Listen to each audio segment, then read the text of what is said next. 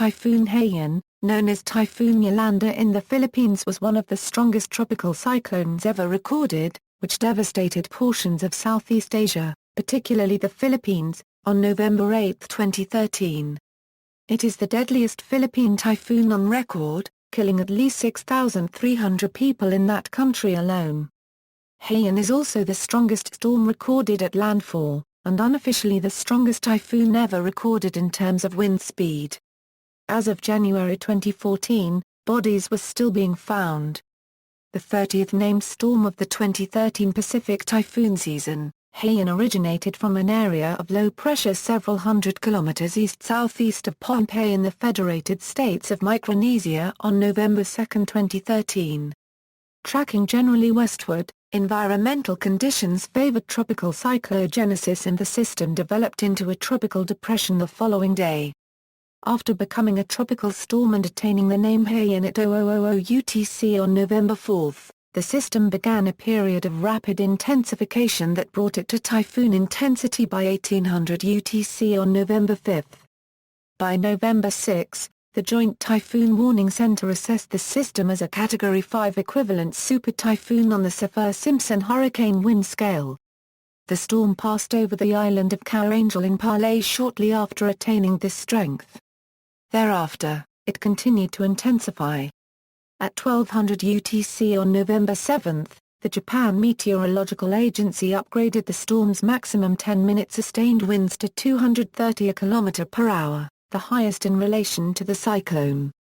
The Hong Kong Observatory put the storm's maximum 10-minute sustained winds at 275 km/h prior to landfall in the central Philippines, while the China Meteorological Administration estimated the maximum 2-minute sustained winds at the time to be around 78 ams. At 1800 UTC, the JTWC estimated the system's 1-minute sustained winds to 315 km/h, unofficially making Haiyan the strongest tropical cyclone ever observed based on wind speed. Several others have recorded lower central pressure readings. Several hours later, the eye of the cyclone made its first landfall in the Philippines at Guiuan, eastern Samar. Gradually weakening, the storm made 5 additional landfalls in the country before emerging over the South China Sea. Turning northwestward, the typhoon eventually struck northern Vietnam as a severe tropical storm on November 10. Haiyan was last noted as a tropical depression by the JMA the following day. The cyclone caused catastrophic destruction in the Visayas, particularly on Samar and Leyte. According to UN officials, about 11 million people have been affected many have been left homeless. Meteorological history. On November 2, the Joint Typhoon Warning Centre began monitoring a broad low-pressure area about 425 kilometers east-southeast of Pohnpei, one of the states in the Federated States of Micronesia. Moving through a region favoring tropical cyclogenesis, the Japan Meteorological Agency classified the developing system as a tropical depression early on November 3. Subsequent intensification resulted in the JMA upgrading the system to a tropical storm and assigning it the name Haiyan at 0000 UTC on November 4.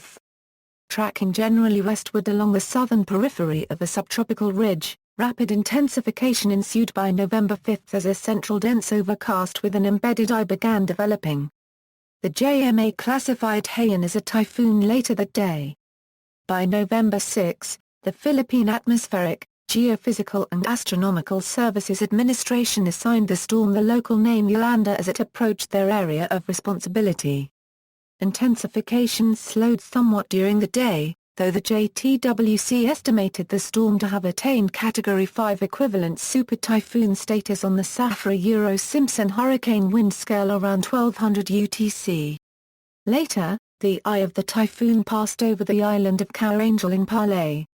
Around 1200 UTC on November 7, Haiyan attained 10-minute sustained winds of 230 km/h and a maximum intensity of 895 millibars. 6 hours later, the JTWC estimated Haiyan to have attained 1-minute sustained winds of 315 km/h and gusts up to 378 km/h. The storm displayed some characteristics of an annular tropical cyclone, though a strong convective band remained present along the western side of the system. At 20:40 UTC on November 7, Typhoon Haiyan made landfall in Guyuan, eastern Samar at peak intensity with 10-minute sustained winds of 230 km per hour as measured by PAGASA. The JTWC's unofficial estimate of 1-minute sustained winds of 315 km per hour would, by that measure, make Haiyan the most powerful storm ever recorded to strike land. Interaction with land caused slight degradation of the storm structure, though it remained an exceptionally powerful storm when it struck Tolosa, late around 2300 UTC. The typhoon made 4 additional landfalls as it traversed the Visoras, Bantayan, Bantayan Island, Concepcion, and Bizuanga Island. A weakened Haiyan, with its core disrupted by interaction with the Philippines, emerged over the South China Sea late on November 8. Environmental conditions ahead of the storm soon became less favorable, as cool stable air began wrapping into the western side of the circulation. Continuing across the South China Sea, Haiyan turned more northwesterly late on November 9 and through November 10 as it moved around the southwestern edge of the subtropical ridge, previously steering it westward. Rapid weakening ensued as Haiyan approached its final landfall in Vietnam, ultimately striking the country near Haiphong around 2100 UTC as a severe tropical storm. Once on shore, the storm quickly diminished and was last noted as it dissipated over Guangxi Province, China during November 11. Climate change. Some political leaders and climatologists have connected the typhoon to climate change. During the 2013 United Nations Climate Change Conference, YEP+/-0, the lead negotiator of the Philippines delegation, received a standing ovation when he declared a hunger strike. In solidarity with my countrymen who are struggling to find food back home, I will now commence a voluntary fasting for the climate. This means I will voluntarily refrain from eating food during the COP, until a meaningful outcome is in sight. YEP+/-0. Climatologists have consequently published analyses correlating the increasing intensity of storms with the progression of climate change. As YEP+/-0 continued his hunger strike, several delegates, including American delegate Colin Reese, joined him in fasting. 60 people from Climate Action Network, an umbrella group of environmental non-governmental organizations, also joined the hunger strike. Preparations, Micronesia and Palau. Upon JTWC's declaration of Tropical Depression 31W on November 3, a tropical storm warning was issued for Syuk Lagoon, Losup, and Poluat in the Federated States of Micronesia. Further west, Farailp, Satawal, and Willa, were placed under a typhoon watch while Falnanu and Ulil were placed under a tropical storm watch. The following day, the tropical storm warning expanded to include Satawal while a typhoon warning was issued for Willa. Much of Yap State and the islands of Kor and Kayangel in Palau were placed under a typhoon watch. The government issued a mandatory evacuation for Kayangel, and although most residents ignored the warning, they all survived the storm. As Haiyan progressed westward, the easternmost advisories were gradually discontinued. As Haiyan intensified into a typhoon on November 5, warnings were raised across Palau and Yap State. Government offices in Malekeok were used as an evacuation building for Palau. Despite mandatory evacuation orders, most residents on Kayangel remained on the island and rode out the typhoon. Philippines. Shortly before Typhoon Haiyan entered the Philippine area of responsibility on November 6, PAGASA raised Public Storm Warning Signal Number 1, the lowest of 4 levels, for much of the Visoras and Mindanao. As the storm continued to approach the country, warnings expanded into Luzon and increased in severity for eastern areas. By the evening of November 7, PSWS Number 4, the highest level of warning which indicates winds in excess of 185 km per hour are expected, was raised for Biliran Island, eastern Samar, Leyte, northern Cebu, Metro Cebu, Samar, and southern Leyte. Through November 8, the coverage of PSWS Number 4 continued to expand, with areas in southern Luzon being included. Officials placed police officers in the Bicol region ahead of the storm.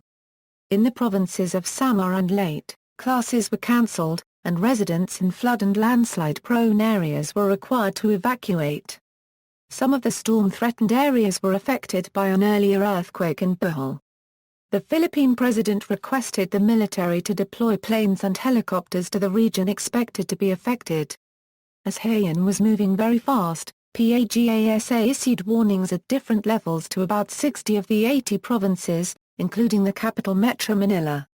On November 8, the International Charter on Space and Major Disasters was activated, providing widespread charitable satellite coverage to relief organizations. Southern China, the State Flood Control and Drought Relief Headquarters hoisted a Level 3 emergency response in the provinces of Hainan, Guangdong and Guangxi. All fishing vessels were urged to return to ports by noon on November 9. The Hong Kong Observatory issued the strong monsoon signal at 1910 HKT on November 9, and it was still in place on November 13. Vietnam, on November 8, Prime Minister Nguyen Thanh Dung activated the highest state of preparedness in the country. Approximately 600,000 people across southern and central provinces were evacuated while a further 200,000 were evacuated in northern provinces. Alerts were sent to 85,328 seagoing vessels, with a collective crew of 385,372 people, to sail to safer waters away from the storm. Requests were sent to China, Malaysia, Indonesia, and the Philippines to aid any fishermen who needed immediate shelter from the typhoon. Threatening Vietnam after two other typhoons, Wutip and Nari, there were concerns that the storm would cause significant damage to homes with makeshift repairs. Roughly 460,000 military personnel and other authorities were mobilized to assist in evacuation efforts. Hundreds of flights were cancelled across the country while schools were closed on November 11. On the small island of Kayangel, all residents were moved to underground shelters with enough supplies for several days. The International Federation of Red Cross and Red Crescent Societies branches in Vietnam prepared relief stockpiles, consisting of food, water, housing material, and a $6.6 billion in funds. The local United Nations resident coordinator, Pratibha Mehta, praised the government's actions and credited them with saving numerous lives. However, there were complaints by many residents that the warnings came too late. Impact: Micronesia and Palau. On Kayangel in Palau, a high storm surge damaged several houses, while strong winds downed trees. Despite residents' refusal to evacuate, no fatalities or major injuries took place on the island. Helicopters were flown to the island to survey damage and provide relief supplies. The government planned to evacuate those who were left homeless from the island. Kor, Babildorp and Kayangel each lost access to water and power. In Kor, winds reaching as high as 120 km/h blew out rooftops and downed trees and power lines. A causeway linking an offshore hospital to the main island was temporarily shut down after being inundated by water. On the northern end of Babildorp, Haiyan damaged schools and buildings. Lying closest to Haiyan at the time of the typhoon's passage, Kayangel was flooded in its entirety, and all homes were destroyed. Though no people were killed there, 69 others were displaced by the storm.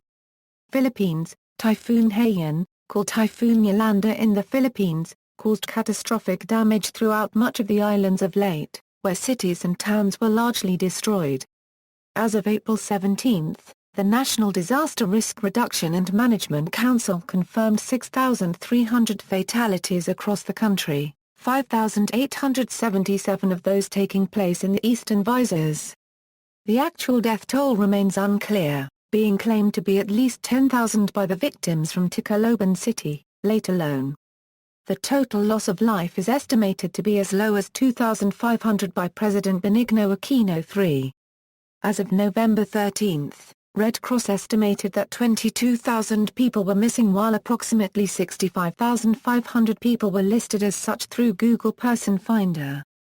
Google, however, cautioned that this value is not to be read into, as shown during the 2011 Tahoe earthquake and tsunami when more than 600,000 names were listed in contrast to the final death toll of roughly 20,000. In Surigao City, 281.9 mm of rainfall was recorded, much of which fell in under 12 hours. Storm surges were also recorded in many places. In the island of Leyte and Samar, PAGASA measured 5 €6-meter waves. In Tacloban, Leyte, the terminal building of Tacloban Airport was destroyed by a 5.2 am storm surge up to the height of the second story. Along the airport, a storm surge of 4 am was estimated. Waves of 4.6 am were also estimated. On the western coast of Samar, the storm surge was not as significant.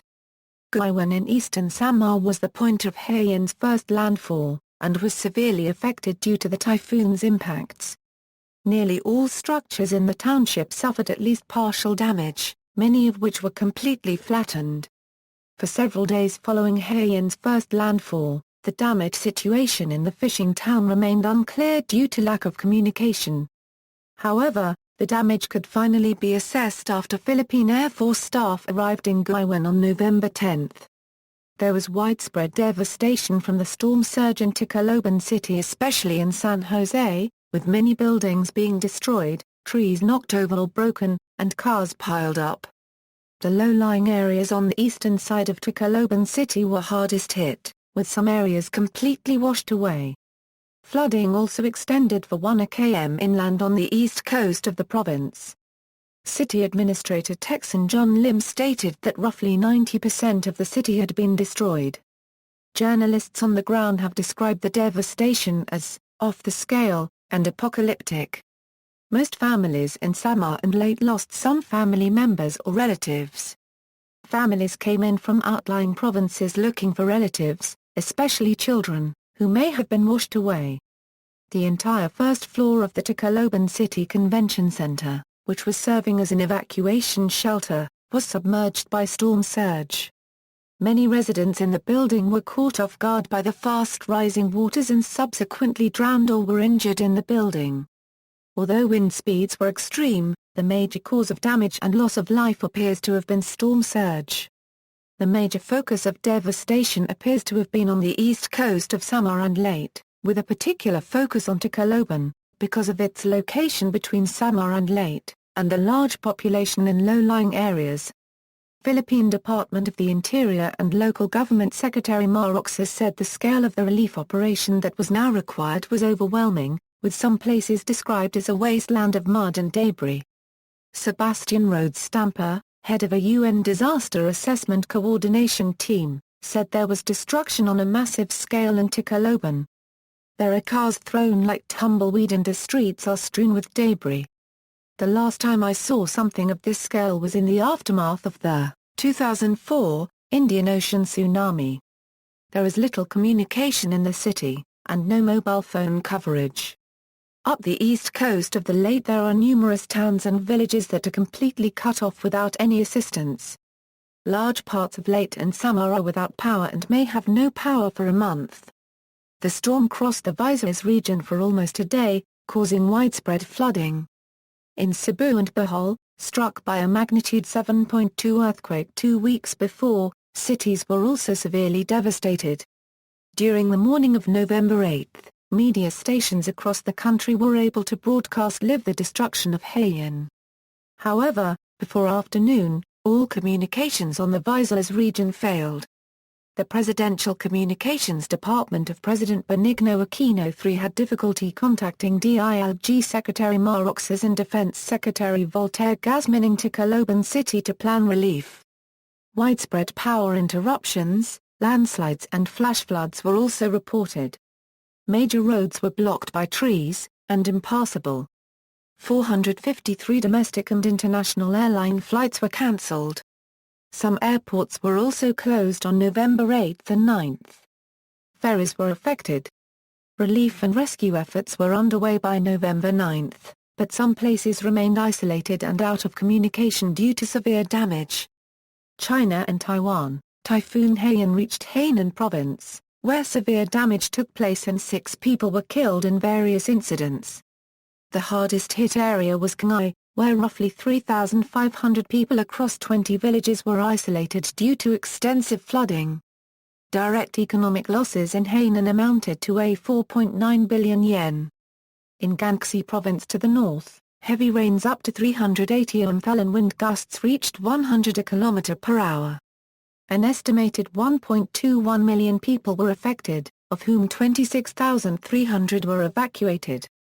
2 people died while 4 others went missing after a car fell off a flooded road into a river nearby. Losses throughout Guangxi amounted to a 275 million yen. Approximately 900 homes and 25,500 hectares of crops were destroyed, while 8,500 homes were damaged. Additionally, an estimated 3 million people were affected by the storm throughout southern China. A cargo ship broke from its moorings at Sanya on November 8. 3 members of the crew drowned while 4 others went missing. 1 person also went missing off the coast of Lantau Island, Hong Kong. Along the coast of New Taipei, 16 people were swept out to sea by 3:08 a.m. waves. After several hours of search and rescue, 8 were hospitalized while the other 8 drowned. This was considered the largest loss of life from waves in Taiwan in several years. Vietnam, Haiyan made landfall as a severe tropical storm in Quay Pound Nguyen Ninh province on November 10 and produced high winds and widespread heavy rainfall which affected northern Vietnam.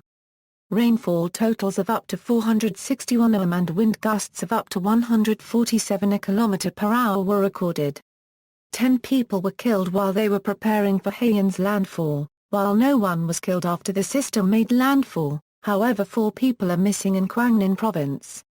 Aftermath: due to extensive damage and high death toll, PAGASA announced that the name Yolanda would be stricken off the typhoon naming lists.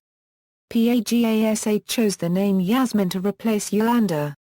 During their 2014 annual session, the ESCAPWMO Typhoon Committee announced that the name Haiyan would also be retired from its naming lists on January 1, 2015. Philippines. By November 11, the provinces of Aklan, Capiz, Cebu, Iloilo, Leyte, Palawan, and Samar, were placed under a state of national calamity, allowing the government to use state funds for relief and rehabilitation and to control prices of basic goods. Additionally, approximately a plus or minus 30.6 million had been allocated in relief assistance by the NDRRMC. Local and national agencies deployed a collective 18,177 personnel, 844 vehicles, 44 seagoing vessels, and 31 aircraft for various operations. CBCP also declared 8 days of mourning for victims of the typhoon on the same date.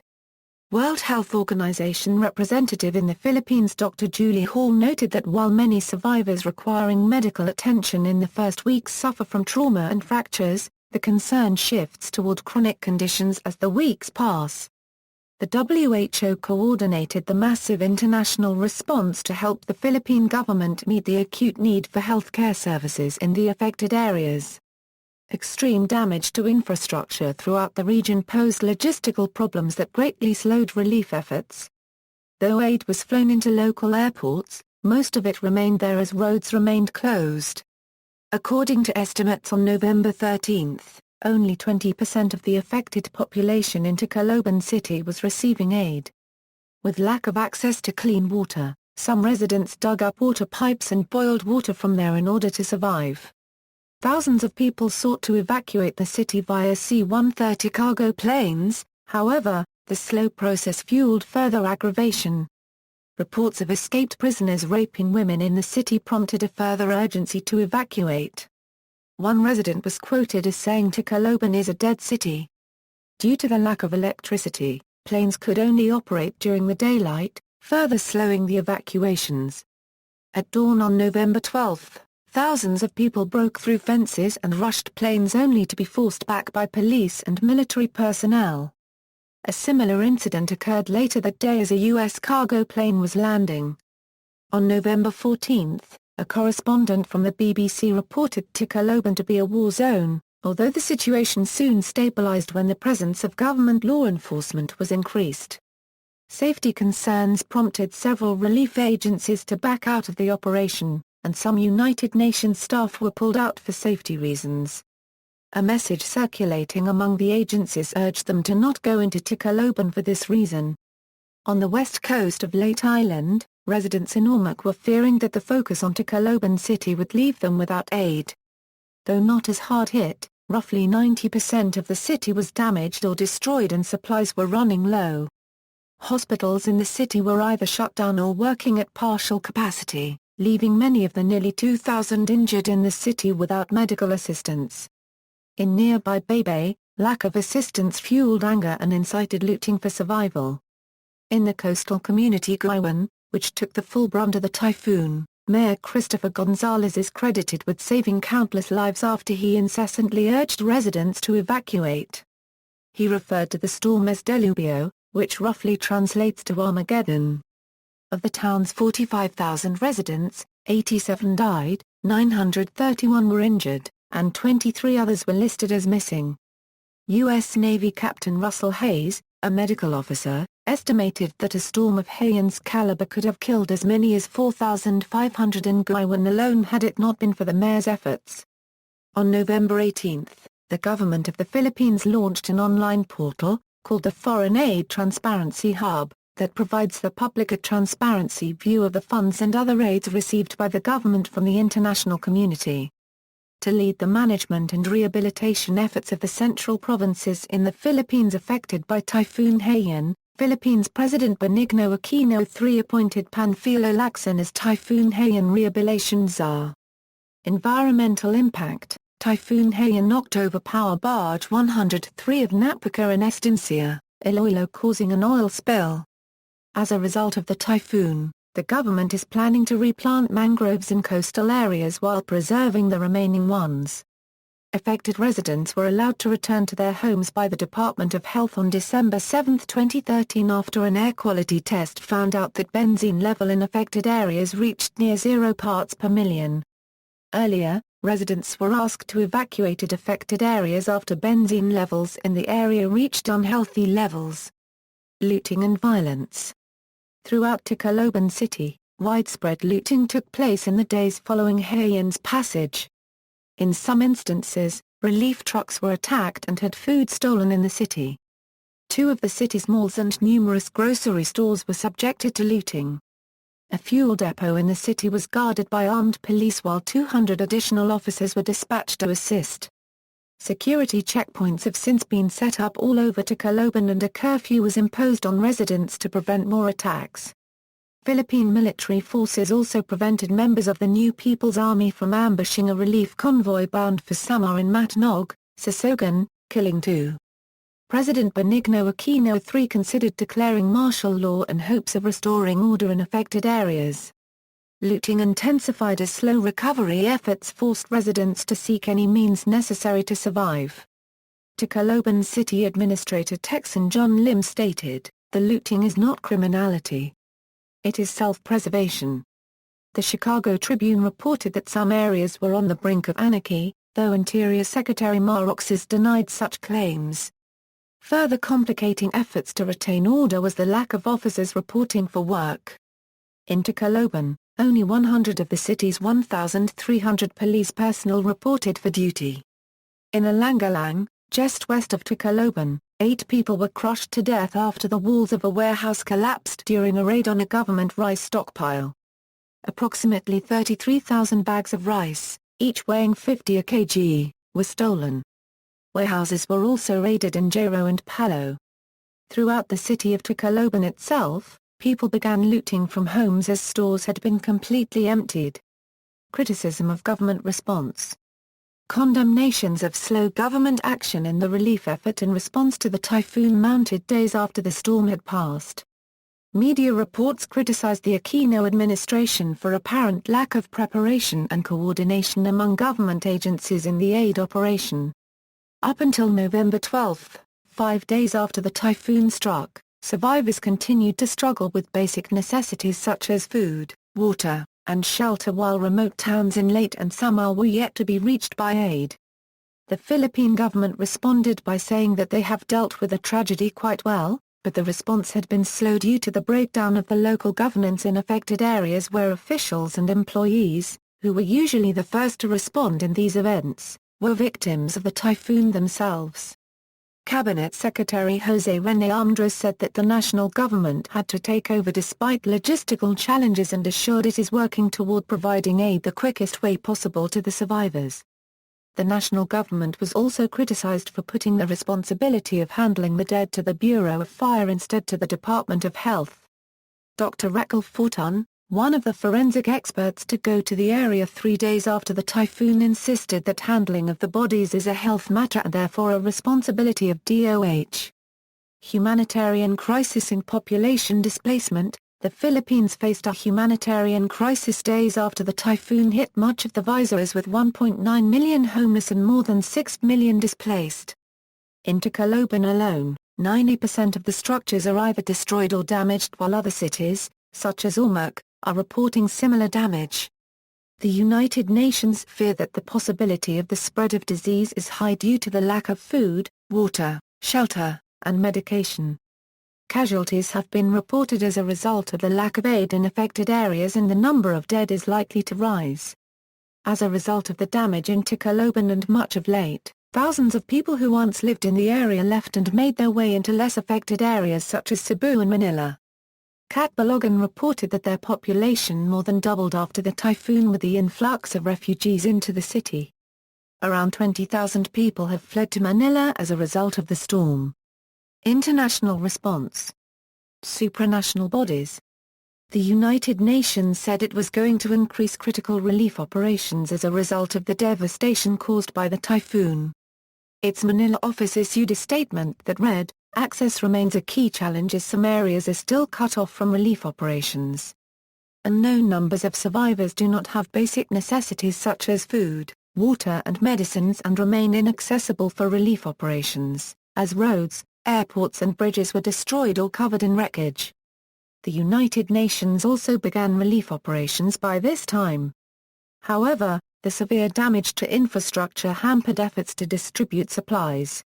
The Union activated the cluster system, in which groups of humanitarian organizations work to restore health, shelter, nutrition and economic activity. The World Health Organization, which leads the health cluster, the largest one, has developed guidance on donations of medicine and healthcare equipment, so that the Philippines receives supplies appropriate for this emergency. According to WHO, many people suffered cuts, wounds, and broken bones during the disaster, and others were injured in flooding that followed the typhoon. Interpol announced that they would send in Interpol officers from Lyon to help local law enforcement identify any of the corpses that are unidentified. The World Health Organization has spearheaded initiatives among health workers, especially from the Department of Health, in extending psychological first aid to people in typhoon-affected areas. WHO representative in the country Dr. Julie Hall foresees long-lasting effects from the typhoon. She calls for increased preparedness to give support to families and communities for the long term, citing the need for more trained field workers. Celebrities, companies, and NGOs. American band Journey donated $350,000 to help relief efforts in the Philippines, and its lead singer had a message for his homeland, "Don't Stop Believin'." Arnold Pineda and the rest of the band announced the donation on November 15, 2013.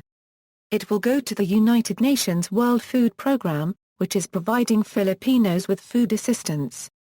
The donation should provide 1.4 million meals. IKEA, Walmart, Samsung, and HSBC are among those taking advantage of the event to donate to those in need. Northwestern Mutual announced they will donate $100,000 to the American Red Cross. The Coca-Cola Company says they have donated $2.5 million of their advertising budget to the relief efforts as of November 25. By mid-December, FIFA donated $1 million. DHL deployed its Asia-Pacific disaster response team to the disaster areas to provide on-the-ground logistics support to assist with the relief effort in the aftermath of the devastating Typhoon Haiyan. 3 rotating teams made up of volunteer employees from the Asia-Pacific region were based at the Mactan Cebu Airport on Cebu Island, providing support and assistance to the country's most affected areas west of Leyte Island, including Guiwan, Roxas, and Tacloban City. Major League Baseball donated $200,000 to UNICEF and the American Red Cross, with Commissioner Bud Slig encouraging fans to donate to the organizations. UNICEF delivered portable toilets and hygiene supplies to the region and also appealed for $34 million to help the 4 million children affected. The American Red Cross announced that they collected $11 million in donations for the Philippines Relief Fund. Mercy Corps dispatched an emergency response team to help with humanitarian efforts. MAP International launched medical relief efforts providing over $10 million in medicines and supplies to the Philippines. Among the NGO responses, among the most comprehensive disaster response came from the Taiwan-based Buddhist Tzu Chi Foundation, which organized a large-scale Cash for Work program in Tacloban from November 20 to December 8 with up to 31,000 participants per day, totaling nearly 300,000 day shifts. This operation not only helped clean out the thousands of tons of debris covering the city, but also kick-started the local economy.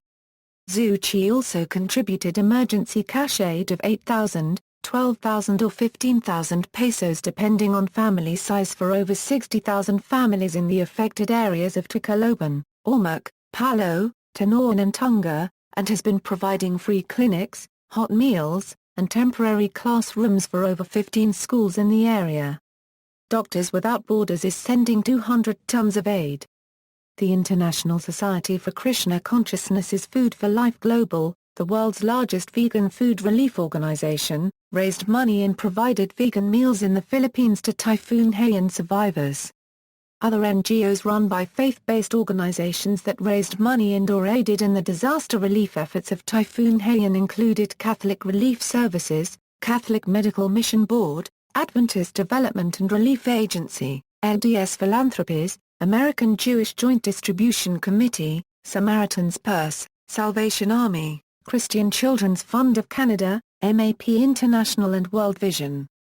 The Iglesia Ni Cristo, the largest indigenous Christian church based in the Philippines, held series of massive relief distributions and medical and dental missions to affected population of the storm to different parts of Visayas.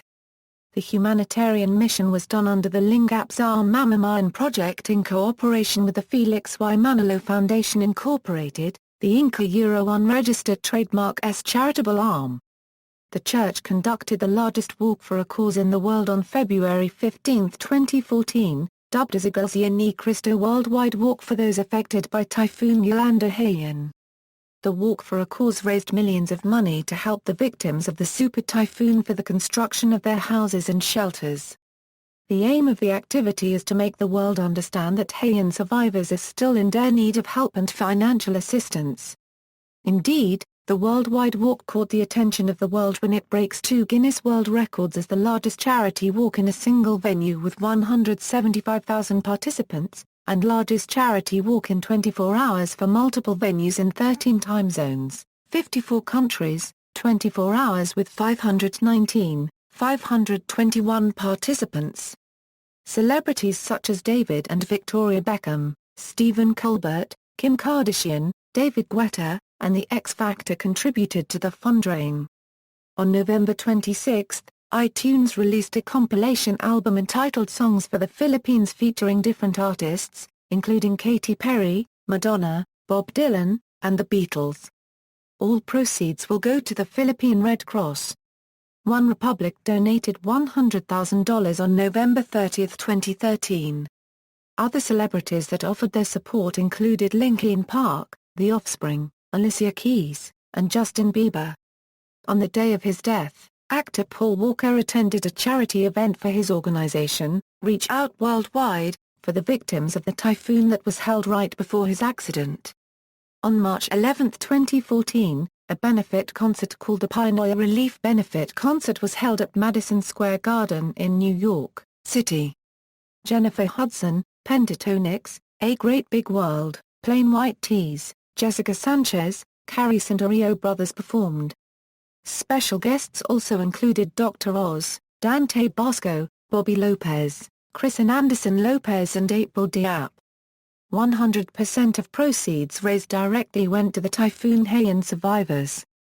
Pinoy Relief was created to help survivors and focus on 3 specific areas: restoring livelihoods, building classrooms and providing shelter in partnership with local NGOs, Habitat for Humanity Philippines and Operation Blessing Philippines. Politics involving aid relief. The aid contributions of China and the United States were given focus with regards to their involvement in the politics of the Philippines. Apart from having the two largest economies in the world, both countries are involved in a complex relationship with the island country.